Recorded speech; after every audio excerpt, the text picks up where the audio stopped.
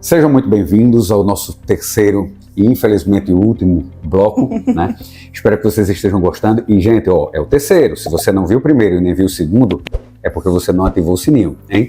Então não esquece, se inscreve aqui no canal, ativa esse sininho, assim você não perde nada desse papo maravilhoso aqui com Thaís. Então, Thaís, queria que você me falasse um pouquinho, como é que é esse seu método ativo? Qual é o objetivo dele? Como é que você utiliza essa estratégia para colocar não só a história, né, mas o conhecimento de uma forma melhor para o estudante? Então, na minha apresentação, eu falei que eu era especialista em metodologias ativas, né? E, por incrível que pareça, isso é uma coisa que muitas vezes as pessoas colocam que você tem que fazer uma aula no nível da NASA.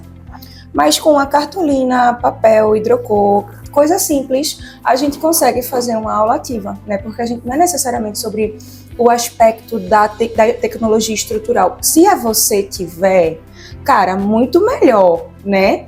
Que existem muitas ferramentas digitais para você usar em sala de aula que vão ser muito legais. Que é o cenário ideal. Exatamente. Mas se você não tiver, que é o cenário real, né, a gente tem que se virar de alguma forma. Então, o método aluno ativo nasceu como uma forma de eu conversar com os colegas. E eu estava até conversando com ele antes da gente começar, né, que uma coisa que é muito interessante é que os alunos se interessaram muito por isso também. Então, acabou que, tipo, eu fiz toda na linguagem de falar com o professor, né? Mas muitos alunos estão também entendendo ou tentando, e vendo isso como um processo de autoconhecimento em relação ao como ele pode fazer esse processo. Infelizmente, né, no nosso cenário sistêmico na educação, às vezes a gente não tem tempo de aplicar uma metodologia ativa, ou às vezes a gente não tem condições de aplicar uma metodologia ativa porque a gente tem turmas muito grandes, né? E, mais uma vez, gente, isso é sistêmico, isso é o sistema educacional.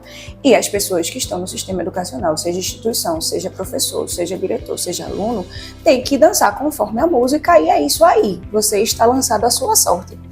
Mas sempre que dá, eu tento trazer algum aspecto. E outra coisa, o assunto de história, ele é gigantesco, que a gente, para você ter uma noção, a gente estuda da pré-história até 10 anos atrás. Então, assim, é um período muito extenso, muito extenso. E muitas vezes não dá pra gente trabalhar, né? E, basicamente, na verdade, a ideia do método eu tentando falar de forma mais real, de uma pessoa que já tentou aplicar várias vezes e não conseguiu aplicar, o que seria 100% ideal. Por exemplo, a gente tem instituições como a FPS, que ela foi toda pensada, toda construída para ser uma instituição de metodologia ativa, que é a abordagem de ensino que é baseada em problemas, né? Então, a estrutura do curso, dos cursos, é toda voltada para isso. Na escola de educação básica, e foi inclusive um embate que eu tive com a professora na ocasião que eu estava fazendo essa pós-graduação, que ela disse assim: mas vocês têm os mesmos 200 dias letivos. Eu disse: certo, eu tenho os mesmos 200 dias letivos que você. Muito bom, parabéns. Mas eu dou aula de filosofia, eu tenho 50 minutos para dar aula de filosofia. Como é que eu vou fazer um grupo focal, lançar um texto, lançar esse processo, fazer a discussão em 50 minutos? Quem tem os 200 dias letivos não é você, é a escola toda. O aluno, é a escola, exatamente.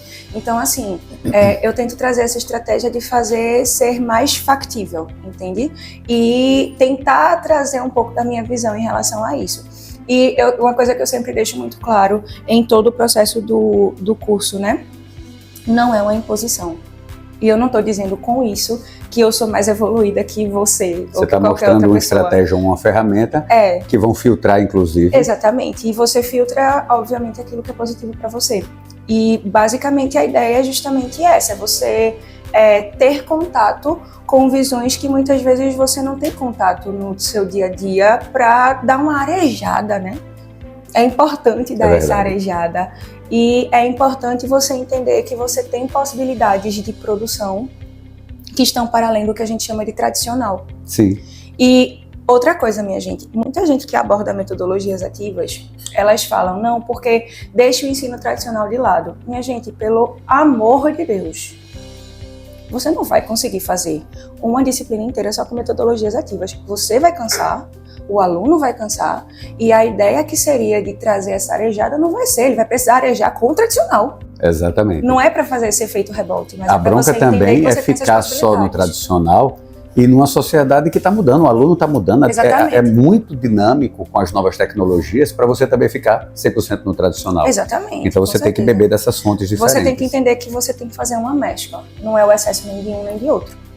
Né? E você entender quais são as suas condições também. Não falo apenas condições estruturais, mas eu falo condições de tempo, sabe? Você precisa saber calcular o seu tempo. E nessa questão de tempo, para a história, para a biologia também, é muito apertado, porque Muito apertado. É muita coisa. Eu lhe pergunto, vamos lá, bate bola rapidinho. Certo. Imagina que Thaís agora ela é ministra da Educação. Ui, que poder. O que é que você, na visão de professora, olharia para o conteúdo de história e diria, eu acho que dá para a gente suprimir um pouquinho disso daqui, porque eu preciso de tempo para trabalhar melhor esse outro daqui.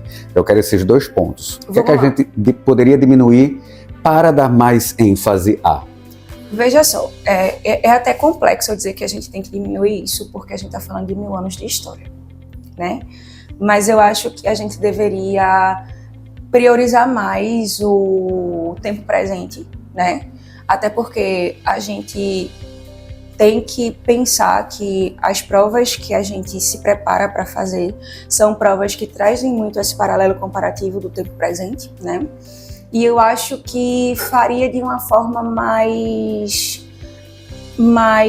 enxuta a parte de Idade Média, por exemplo. E minha gente, pelo amor de Deus, dizendo isso, eu não estou dizendo que eu não gosto de Idade Média. Eu adoro estudar a Idade Média, a filosofia medieval, a sociedade medieval, a estrutura medieval, as noções do tempo histórico medieval. Só que aquela coisa, Idade Média, infelizmente, é uma das coisas que menos tem caído nos vestibulares nos últimos anos, a menos que sejam os vestibulares específicos de cada ano. E olha que dá para você ter um curso só sobre Idade Média, porque tem muita coisa legal, tem muita coisa para falar, mas talvez colocar isso, tentando entender o seu ponto de vista, colocar isso como algo obrigatório, impositivo no ensino médio, que o aluno tem que ver e harmonizar com 1000 outras coisas, pode ficar complicado. E assim, eu acho que, não sei se eu vou adiantar alguma pergunta, né? Eu acho que um ponto que eu aumentaria e ampliaria, com certeza, a história do Brasil. E aí muitos alunos estão agora, ai meu Deus, eu odeio a história do Brasil. Gente, você tem que saber a sua história, se você gostando, não é sobre o que você gosta de fazer, é sobre o que você tem que fazer, meu amor. E é isso aí, você tem que estudar a história do Brasil. E você tem a parte que você mais gosta, você diria? Não. Qual que seria? A parte que eu mais gosto mesmo é uma parte extremamente acadêmica, que é a parte de historiografia. E introdução aos estudos históricos, falar sobre as correntes filosóficas por trás da construção da narrativa histórica e tudo mais. Essa é a parte que eu mais gosto. Eu estou trabalhando isso agora com o primeiro ano. Obviamente, não com a profundidade que eu queria. Mas parece que eu estou indo para um parque de diversões enquanto eles estão assim. Meu Deus. Eu gosto muito de história do Brasil. Mas então a história do Brasil seria a parte que você acha que ajudaria mais diretamente na vida do aluno? Com certeza, porque no final das contas você tem que entender a sociedade que você vive para você entender o seu posicionamento dentro dela. Para você entender o seu meio, entender que você Sim. é fruto dele e entender como você pode ou se enquadrar ou questioná-lo também. Sim, e eu ainda digo mais, a história de Pernambuco, minha gente. Que é uma tendência do currículo pernambucano agora nos próximos anos. Muito bom. É extremamente importante, gente. Pernambuco começou o Brasil apenas. Eu sou bairrista demais. Pernambucano assim, nem é assim. Não, né? que é isso. Não, mas assim, agora falando muito sério, a gente deveria ampliar a vivência de história do Brasil, até a própria pré-história pernambucana, brasileira, americana. Eu acho que deveria ser ampliado sim, porque... Cara, é a nossa sociedade, a nossa construção, a nossa vivência. É você entender que, tipo assim, você estuda um Brasil de 526 anos pra cá. É você entender que a construção do Brasil e das sociedades que fazem o Brasil, das comunidades indígenas que fazem o Brasil, datam de 15 mil anos antes. Entende? É você valorizar a sua cultura, a sua construção, a sua sociedade. é você se valorizar. Então quer dizer que o tempo que a gente estuda é basicamente 1/30 de tudo que é para falar. E é a parte com base na visão europeia, entende? E assim, de verdade mesmo, eu acho que isso é ofensivo aos povos originários. E fazendo um recorte, lembrando que esse canal daqui é um canal que tem por objetivo valorizar o local, valorizar o bairrismo da Várzea, mas o bairrismo de Recife, de Pernambuco, entender que aqui, em nível nacional, a gente tem muito o que produzir também. Muito bom. Aí, pergunta que eu sempre faço, que eu acho que é importante. Tá feliz? Vale a pena? Valeu todo esse processo de construção? Sim, eu tô feliz e entenda que por felicidade você tem que entender que não é uma crescente eterna. É aquela coisa, né? Altos e baixos, altos e baixos, altos e baixos. Meus alunos sabem bem disso. Mas eu acho que no final das contas o saldo é muito positivo. E é aquela coisa. Eu até escrevi isso uma vez. Eu adoro ser a tia Tatá dos meus meninos. E eu sinto que eu tenho um legado muito grande dentro de mim, no sentido de ser professora. Meu nome foi dado pelo professor mais importante da minha vida, que foi meu avô, né? E é uma coisa que eu acho que eu já falei nos outros blocos, é a profissão mais importante da sociedade, gente. Desculpa as outras profissões, mas é a profissão mais importante da sociedade, porque sem a gente não existe sociedade, né? Quem ensina as regras sociais para os alunos, mesmo que não seja simplesmente o nosso foco, ou necessariamente o nosso foco, é a gente. E quem está lapidando, muitas vezes, o caráter daquele aluno também é a gente. E iludido é o profissional da educação que acha que a gente não tem essa importância na vida do aluno. A gente tem. Tanto é que, aqui é quase um universo paralelo. Se não fosse a educação na sua vida, onde que você acha, em qual cenário você acha que você estaria inserida hoje? Provavelmente eu ainda seria professora, porém professora de dança. Professora de dança. Isso. Eu tenho uma vivência com balé muito, muito forte também. Eu fui bailarina dos 3 aos 17 anos de idade. Mas a gente ainda estaria falando de um tipo de educação. Sim. A oportunidade de você frequentar uma escola de balé, uma escola de dança. Tira isso. Assim, eu acho que eu então seria... você, como professora de história, vai conseguir visualizar isso muito bem. Eu falo muito assim na questão de ser professora de balé, porque nesse meio tempo eu fiz uma lesão de joelho. Mas eu estaria no palco. Eu seria bailarina. Provavelmente eu seria bailarina, tanto que muita gente achava que eu ia ser bailarina, mas muita gente não sabe, eu lesionei o joelho em um processo de preparação para uma audição de escola de dança internacional, e aí eu tive que abortar esse plano. Então esse era o plano A, porque você já me contou aqui o outro plano B, um plano C, um plano D. São muitos planos. Mas chegou felizmente na educação. E eu acho que eu não estaria em outro lugar, porque a minha história, inclusive prévia à minha existência, me levou à educação e me levou à história. Que maravilha.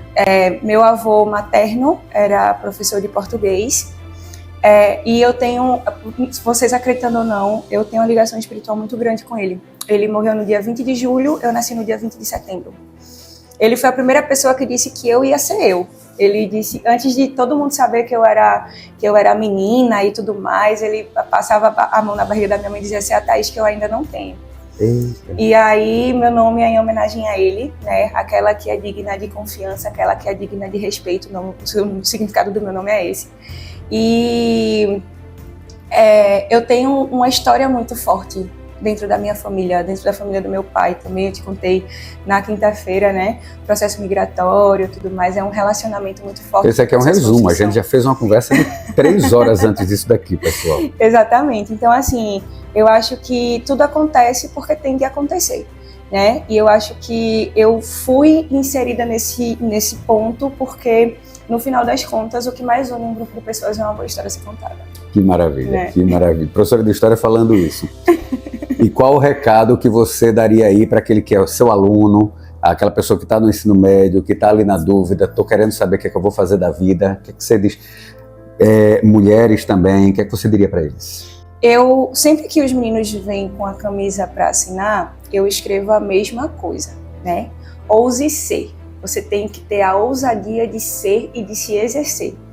Então, independente do que vocês planejarem para o futuro, vocês têm que se respeitar acima de tudo, né? Vocês têm que respeitar a vivência de vocês, vocês têm que respeitar os objetivos de vocês, os ideais de vocês, e vocês têm que se respeitar enquanto indivíduo, né?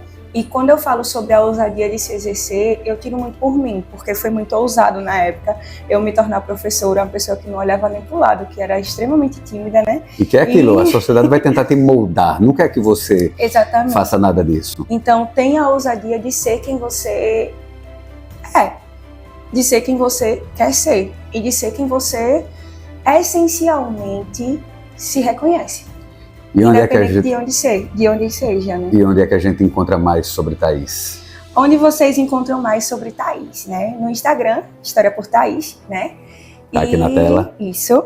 No YouTube eu tenho um trabalho pequeno, mas eu tenho um trabalho lá, né? Que é o Mapa da Aprovação. É um curso de História mais voltada para o Enem, mas que também você pode aproveitar para outros concursos, né?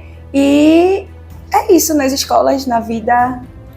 E aquela coisa, né, a frase de Chorão, então vamos viver que um dia a gente se encontra. Opa. Né? Maravilha. Gente, espero que vocês tenham... Eu amei. Eu amei também. Demais aqui. Espero que vocês também tenham gostado. Divulga esse material. É material local, então é uma pessoa que é da várzea a vida toda. Sim. Não é? Do outro lado ali, mas é várzea. Não deixa de ser, é várzea sim. Várzea a vida toda, Recife a vida toda, Pernambuco a vida toda.